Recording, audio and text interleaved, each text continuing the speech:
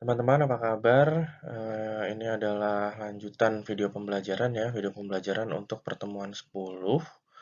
Nah, di pertemuan 10 ini, materi yang akan dibahas sesuai dengan RPS adalah mengenai kontribusi etika dalam teori dan praktik. Nanti akan ada dua sub pembahasan. Jadi kita langsung saja ya, apa sih yang akan kita pelajari? Ini dia.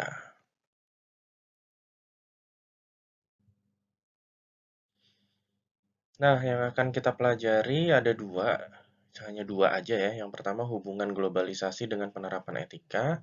Lalu yang kedua ada istilah ethics, choice, and nexting helix. Ini saya ambil dari bukunya Cheney yang The Handbook of Communication Ethics. Buku ini juga jadi referensi ya, dijelaskan di RPS. Jadi hanya dua ini aja gitu. Jadi teman-teman nanti saya hanya menjelaskan aja. Setelah itu mulai menyicil ya buat tugas kelompoknya ya. Oke, kita langsung saja. Nah, pertama saya akan bahas soal globalisasi dan juga etika komunikasi. Sini ada beberapa penjelasan ya teman-teman, kaitan antara globalisasi dan etika komunikasi.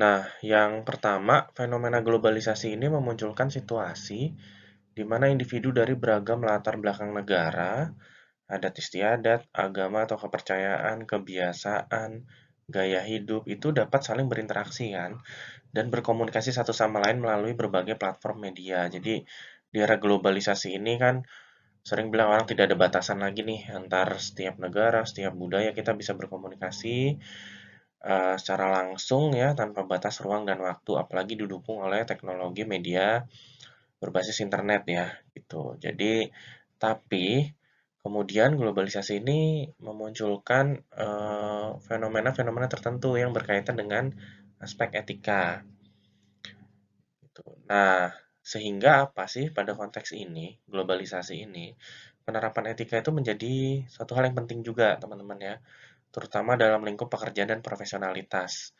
Jadi misalnya nanti teman-teman akan bekerja di perusahaan multinasional atau yang berskala internasional. Nah, itu nanti ketemu tuh dengan banyak orang yang beragam latar belakang budayanya, negaranya, ada orang Eropa, orang Amerika, sesama orang Asia, dan mereka kan pasti punya nilai-nilai, kepercayaan, kemudian gaya hidup, kebiasaan yang berbeda gitu. Nah, sehingga apa? Kemudian etika jadi penting dalam kita hidup bersama dengan orang-orang itu. Ya, nggak semua sih, cuma paling tidak di luar pekerjaan pun misalnya teman-teman punya komunitas-komunitas tertentu di lingkup digital atau dunia maya, itu biasanya juga kan bersinggungan atau berkomunikasi dengan orang-orang di luar negara kita ya gitu.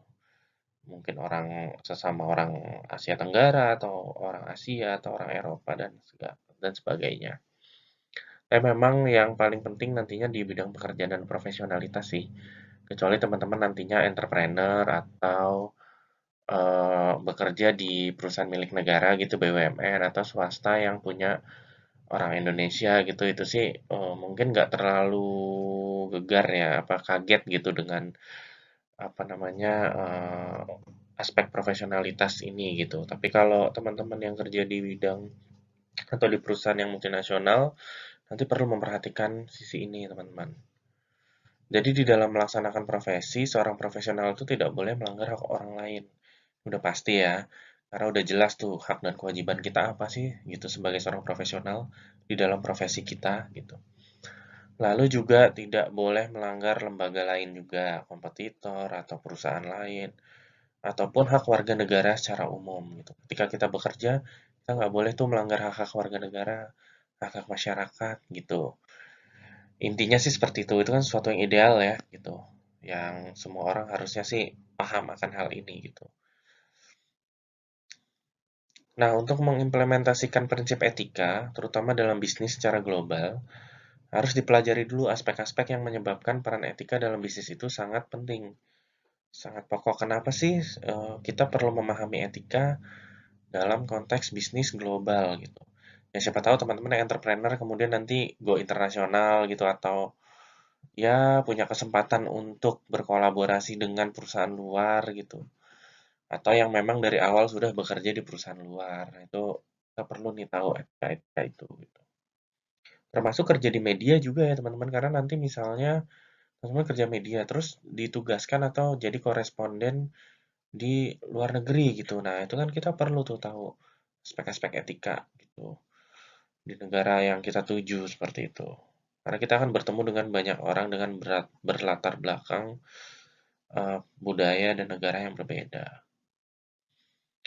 Begitu pula halnya dengan implementasi etika dalam kegiatan komunikasi. Jadi pelaksanaan komunikasi perlu memperhatikan etika komunikasi agar dalam pelaksanaannya tidak mengalami kesulitan. Ya, tapi yang pasti kalau kita berhubungan dengan orang-orang secara global, yang utama sebenarnya kemampuan berbahasa ya teman-teman ya. Jadi kalau kita paham atau kita memiliki skill kemampuan berbahasa asing yang baik, saya rasa eh, proses komunikasinya akan lebih mudah ya. Setelah itu tinggal kita perhatikan sisi etikanya aja gitu. Kita sesuaikan dengan itu tadi kita lihat di negara mereka seperti apa sih etikanya gitu. Nah, kita lanjut lagi. Ini cepat aja ya. Materinya juga nggak begitu banyak.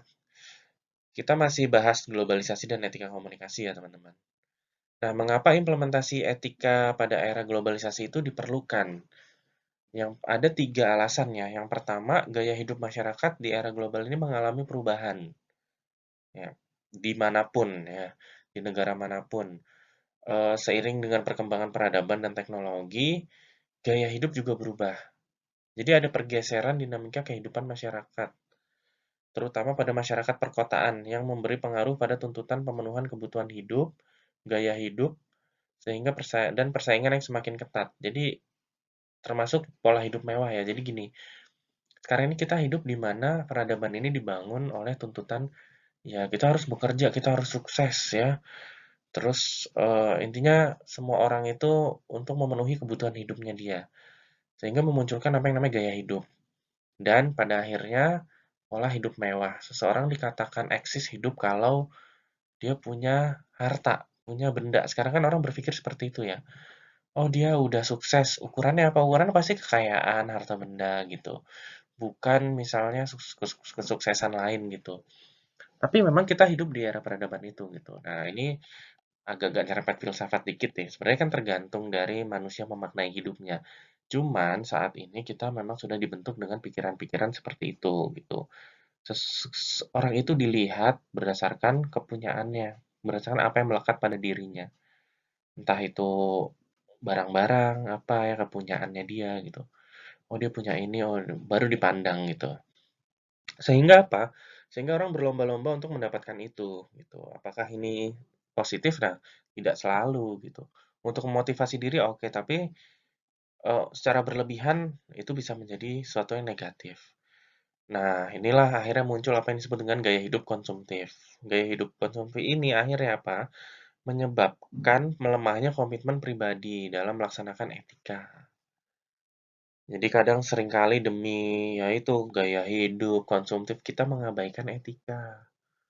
Gitu. Jadi, nah ini maksud saya melaksanakan etika. Dampaknya adalah pada penyimpangan perilaku dan melaksanakan pekerjaan seperti manipulasi, korupsi, tidak taat aturan, tidak disiplin, tidak menghormati hak orang lain, tidak adil dan sejenisnya. Artinya ya itu demi kebutuhan tadi kita memenuhi gaya hidup, tuntutan hidup, akhirnya kita melupakan sisi-sisi etika. Korupsi lah ya, di Indonesia sering lah ada istilah-istilah seperti itu ya, pungli, terus sogok menyogok, suap menyuap, tidak taat aturan, mencari muka di depan bos supaya jabatannya naik dan mendapatkan gaji yang lebih besar. Ya itu semua karena ya kondisi lingkungan kita menuntut kita untuk seperti itu, berlomba-lomba untuk menimbun materi gitu. Nah, fakta inilah yang kemudian melatar belakangi perlunya etika itu diimplementasikan secara proporsional pada era globalisasi ini. Jadi balik lagi, kebutuhan kita hidup sebetulnya apa sih gitu? Apakah kita harus seperti itu? gitu. Apakah kalau bekerja harus seperti itu, misalnya dengan menjatuhkan partner lain atau misalnya ya hal-hal lain lah dengan melakukan manipulasi gitu. Dan ini yang membuat peradaban kita sekarang ini jadi kurang etika. Termasuk di jalan raya ya, kita sering kan lihat orang berantem, terus cuman gara-gara disalip, senggolan gitu, karena macet-macetan di jalan terus marah-marah, udah nggak mikirin etika lagi gitu. Satu sisi saya ngerasa itu semua karena kita dibentuk dalam sebuah sistem, kita harus kerja, berangkat pagi, pulang sore, akhirnya macet. Dari macet akhirnya orang udah kehilangan sisi kemanusiaannya lagi deh. Ya, keserempet dikit marah-marah, nanti ngegas-ngegas, kayak gitu. Sering lah kita lihat video-video viral, orang berantem gara-gara itu ya, gitu. Bahkan sampai ya sampai pukul-pukulan, sampai masuk ke proses hukum gitu ya, itu yang disayangkan. Karena sebetulnya kalau kita memahami etika ya bisa segala sesuatu itu bisa diredam. Nah, yang berikutnya, mengapa etika itu penting di era globalisasi adalah terpaan komunikasi di era globalisasi ini yang membawa pengaruh sangat luas. Maksudnya apa? Jadi setiap orang itu mendapat terpaan komunikasi, baik itu komunikasi interpersonal, komunikasi kelompok, komunikasi massa, komunikasi lintas budaya yang tanpa batas. Jadi kita sehari-hari hidup ini kan ngobrol secara interpersonal, berkelompok, ngobrolnya itu bisa di media apapun ya, di medsos kita ngelihat apa, terpaan komunikasi ini dari media massa, dari media sosial, dari obrolan kita di tongkrongan misalnya, itu semua itu menerpa kita setiap hari gitu. Dan di era global ini semakin luas, apalagi di era internet. Kita bisa tahu hal yang terjadi di negara manapun, jauh di sana. Dan kita jadi obrolin gitu. Pilpres Amerika, Trump nggak mau mengakui kekalahan. Wah, netizen Indonesia ngebahas itu rame di medsos gitu. Wah, Trump ini seperti Prabowo katanya gitu kan. Jadi kita ini setiap hari diterpa oleh apa namanya jenis-jenis komunikasi itu gitu. Sehingga apa? Kemudian etika menjadi landasan agar setiap individu lebih bijak dalam mengkonsumsi dan menghadapi segala terpaan komunikasi tersebut. Nah, inilah pentingnya etika di sini gitu. Kita tiap hari dapat informasi dari manapun, secara interpersonal, melalui media massa, secara kelompok ya. Sehingga apa? Nah, etika ini jadi perlu nih. Kalau enggak ini akan menjadi bahaya juga ya. Ya banyaklah contoh kasusnya kita di medsos akhirnya melihat orang-orang yang dianggap tidak beretika ya. Ini pernah kita bahas juga ya waktu di materi sebelumnya. Samping itu banyak hal, karena kita tahu banyak informasi, kita bisa jadi lupa akan etika gitu. Intinya gitu sih. Oh, media-media online memberitakan itu. Akhirnya kita ikut-ikutan. Ikut-ikutan menghina ya. Entah itu menghina siapa ya. Ini lagi rame Habib-Habib ya yang lagi disorot gitu, terus kita ikut-ikutan gitu. Nah, itu. Karena terpaan itu, sebetulnya etika itu diperlukan agar kita jadi lebih bijak aja sih, gitu intinya. Nah, yang ketiga, globalisasi ini juga dapat mengancam memudarnya sistem nilai masyarakat pada segala aspek kehidupan. Jadi ada nilai-nilai yang bisa pudar karena globalisasi. Ya, kita tahu ya. Karena globalisasi ini kita tahu banyak hal dari luar, sehingga apa yang udah kita pegang selama ini bisa kadang-kadang terpengaruh. Nah, etika diperlukan untuk menghadapi itu, berbagai benturan yang dapat mempengaruhi penilaian seseorang, sekelompok orang, atau masyarakat tertentu secara objektif. Etika juga membantu agar seseorang, sekelompok orang, atau masyarakat tertentu untuk tidak naif atau tergoda oleh segala pandangan baru yang belum tentu benar. Belum tentu benar dan sesuai dengan kepribadian. Tetapi juga jangan menolak sistem nilai hanya karena baru dan belum terbiasa. Jadi, segala sesuatu yang baru itu kan ada baik ada buruknya. Memang idealnya kita mengambil sisi baiknya, buruknya tidak gitu. Budaya-budaya, pengetahuan-pengetahuan dari luar ya, itu kan kita dapat ya tiap hari ya. Di medsos apalagi di era media sosial kita gampang mengkonsumsi itu ya. Kita main TikTok, kita bisa lihat yang lagi ngetren apa sih di TikTok gitu. Apapun itu. Itu bisa mempengaruhi kita. Termasuk dalam hal keyakinan ya teman-teman. Sekarang dengan apa ya, beredarnya atau mudahnya informasi tersebar luas, itu bisa membuat kita mempelajari hal-hal baru. Termasuk agama, misalnya kepercayaan. Sekarang kan lagi fenomena Islam yang harus seperti orang Arab gitu. Sedangkan oh Indonesia punya budaya sendiri nih. Kayak ada istilah Islam Nusantara kayak gitu-gitu. Akhirnya terjadi pertentangan. Nah, di situ perlunya etika gitu. Akhirnya sebetulnya yang baiknya aja yang kita ambil gitu. Apakah kita harus ikutin seperti orang Arab? Nah, itu balik lagi. Walaupun memang agamanya muncul dari situ misalnya gitu. Tapi kan kita udah punya di Indonesia gitu. Budaya-budaya sendiri gitu. Nah, akhirnya itu etika diperlukan untuk bijak dalam menghadapi itu sih. Jangan saling menuding, jangan saling merendahkan, saling oh ajarannya salah, oh itu kafir, oh itu tidak benar. Nah, disitulah perlunya etika. Jadi banyak hal lagi ya. Ketika kita baru belajar suatu hal, tiba-tiba kita udah menjudgment yang lama salah atau yang baru ini yang lebih bagus atau yang baru ini sepenuhnya jelek. Enggak, segala sesuatu pasti ada yang baiknya ada buruknya. Intinya seperti itu. Nah, ini yang tentang pembahasan kedua, yaitu ada istilah namanya ethics, choice, and nexting helix. Ini sih simple aja sih sebetulnya. Ini ya juga ada di bukunya si Cheney itu ya, yang The Handbook of Communication Ethics. Jadi apa sih kaitan antara etika, pilihan, dan ada istilah namanya nexting helix.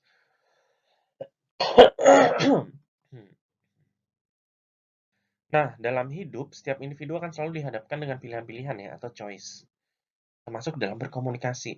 Kan kita sering ya dengar istilah hidup adalah pilihan, ya. Kita harus memilih nanti kuliah di mana. Lulus kuliah kita mau jadi apa. Segitu terus. Jadi hidup setiap kita setelah melalui satu fase akan dihadapkan lagi sama pilihan-pilihan. Kita harus memilih yang mana. Gitu. Nah, tapi itu kan terlalu inilah ya. Terlalu kita sederhanakan aja, kita bahas komunikasi. Jadi di dalam komunikasi kita juga gitu, kita memilih sebenarnya, punya pilihan-pilihan. Kita mau komunikasi sama siapa, kita mau tidak komunikasi sama siapa, kita mau menerima informasi dari siapa, kita tidak mau menerima informasi dari siapa, itu kan pilihan-pilihan kita. Saya mau menerima pesan dari siapa?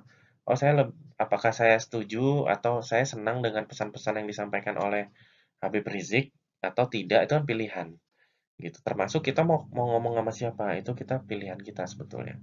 Dan setiap dari kita tidak dapat memastikan gimana hasilnya atau outcome-nya dari setiap pilihan itu gitu. Jadi kalau kita mau memilih komunikasi sama siapa, ketika kita komunikasi kita nggak akan tahu tuh hasilnya gimana. Itu sesuatu yang di luar kemampuan kita lah. Jika suatu hasil kan kita nggak ada yang tahu ya. Termasuk misalnya kita udah bekerja keras ya hasilnya gimana kita nggak tahu gitu. Tapi paling tidak kita sudah melakukan gitu. Termasuk dalam komunikasi setiap orang tuh nggak akan tahu hasil dari komunikasi itu bagaimana. Nah, kalau dalam komunikasi sebenarnya ada 3 hasil atau outcome, yaitu informasi, afeksi, dan etis. Nah, inilah di sini adanya etika, perlunya etika. Jadi, kalau kita berkomunikasi, hasilnya itu bisa berupa orang bisa dapat informasi kita, atau kita mendengarkan orang lain, kita dapat informasi.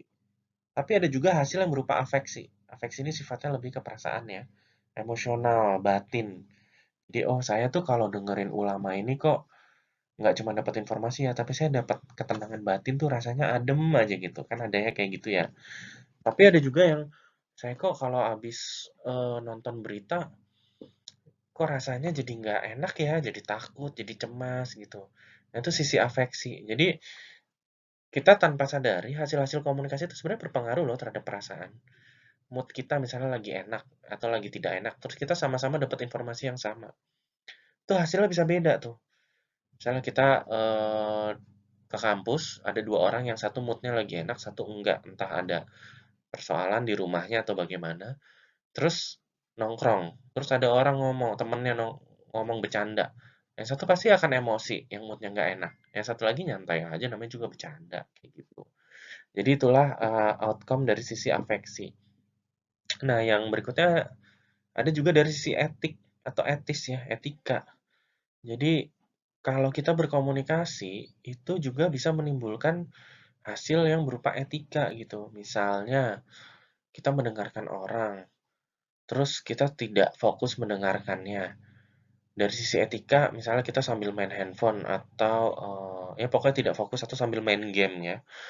Itu kan outcome etiknya tidak baik gitu. Terus akibatnya apa? Kita nggak akan dapat informasi juga dan nggak akan dapat afeksi. Atau gini, ketika kita mendengarkan orang tua yang lebih tua ngomong, terus etika kita nggak dijaga, pasti akan mempengaruhi si lawan bicara kita kan. Dia akan ngerasa kok lagi diajak ngomong kayak gitu sih. Dia jadi malas tuh. Gitu. Akhirnya apa? Akhirnya informasinya nggak nyampe juga gitu. Beda gitu penyampaiannya. Nah ini, jadi hasil-hasilnya itu juga dipengaruhi oleh faktor etika. Tanpa kita sadari juga ya. Etika tuh berpengaruh ya.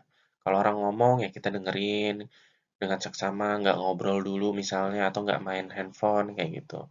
Itu berpengaruh terhadap hasilnya loh, gitu. Dan setiap individu juga tidak dapat menentukan ketiga hasil ini akan seperti apa. Tergantung si individu-individunya. Nah ini kaitan antara pilihan, hasil, sama etika. Ya. Nah, dalam konteks etika komunikasi global juga ada istilah namanya nexting. Apa itu nexting? Nexting yaitu memahami hubungan antara komunikasi, komitmen terhadap etika komunikasi, dan penerimaan realitas globalisasi. Jadi ini nexting itu adalah kita memahami nih, ketika kita berkomunikasi secara global ya, misalnya dengan orang yang berbeda budaya negara gitu, kita bisa memahami komunikasinya, terus komitmennya terhadap etika di kita bagaimana sih, etika kita yang baik, termasuk dia etikanya seperti apa. Dan kemudian kita bisa memahami bahwa kita berbeda nih, karena realitas globalisasi ini kan memungkinkan orang yang berbeda latar belakang tuh bisa berinteraksi ya. Nah, ini gimana penerimaan globalisasinya gitu. Nah, ini yang disebut dengan nexting. Kalau kita bisa memahami ini sebenarnya ini juga kunci atau apa ya, ya bisa dijadikan pegangan lah agar komunikasi kita secara global dengan orang yang berbeda, wilayah, negara, latar belakang itu bisa berhasil. Kita harus memahami dulu etikanya, komunikasinya, terus oh iya ini kan karena dia beda budaya ya gitu, sehingga kita bisa menerima realitas-realitas itu. Gitu. Nah, istilah berikutnya helix. Helix adalah sebuah proses helikal atau sirkular yang kayak apa ya? Sirkular tuh yang kayak dari kecil lama-lama jadi spiral-spiral ya, teman-teman pernah dulu ada nama teorinya spiral of silence ya. Terus juga pernah ada model komunikasi yang spiral yang dijelaskan oleh Frank Dance. Nah, ini saya singgung. Nah, itu maksudnya sebenarnya mirip-mirip. Helix itu apa namanya, menjelaskan kalau setiap individu dibekali pemahaman dan pengalaman dari hasil atau outcome kegiatan komunikasi sebelumnya gitu. Sehingga pengetahuan inilah yang kemudian mempengaruhi hasil komunikasi yang dilakukan dan seterusnya. Jadi kita ini berkomunikasi sebenarnya dipengaruhi oleh pengalaman komunikasi kita sebelumnya. Ini mirip sih sama model yang dijelasin Frank Dance ya. Frank Dance juga bilang gitu. Jadi kita ini komunikasi sebenarnya nggak kosong. Apapun, kita dengerin orang pidato, kita ngobrol di kampus, pasti kita udah punya informasi-informasi di dalam diri kita, pengetahuan. Yang itu kita dapat dari hasil komunikasi sebelum-sebelumnya.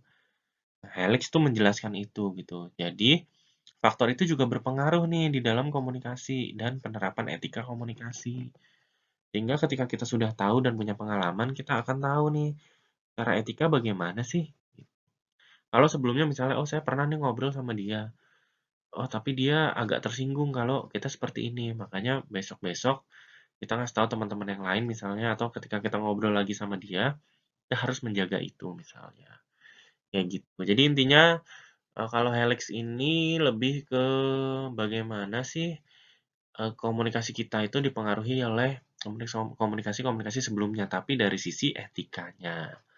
Seperti itu ya teman-teman, saya rasa materinya itu udah cukup.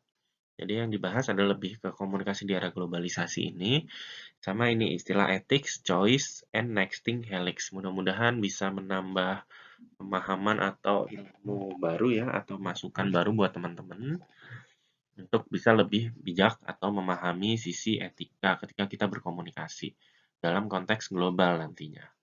Oke, terima kasih atas perhatiannya teman-teman. Sampai ketemu lagi ya. Terima kasih.